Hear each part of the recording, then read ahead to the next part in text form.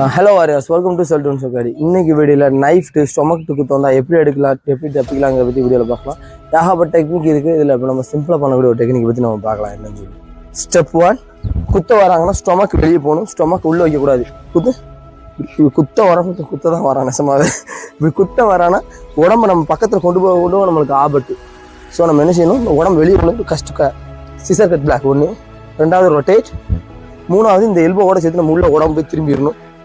Step 3, 4 சொல்லும்போது இங்கே இந்த கால் இருக்குது பார்த்தீங்களா, இந்த காலை பிடிச்சி ஈஸியாக தூக்கலாம்.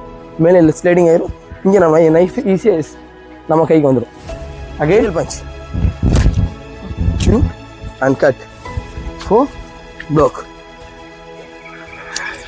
ஓகே, தேங்க்ஸ் ஃபார் வாட்சிங். இந்த வீடியோ உங்களுக்கு பிடிச்சிருக்குன்னு நினைக்கிறேன். இந்த மாதிரி ஃபுல் வீடியோ வேணும்னா நம்ம சேனலை சப்ஸ்கிரைப் பண்ணிக்கோங்க.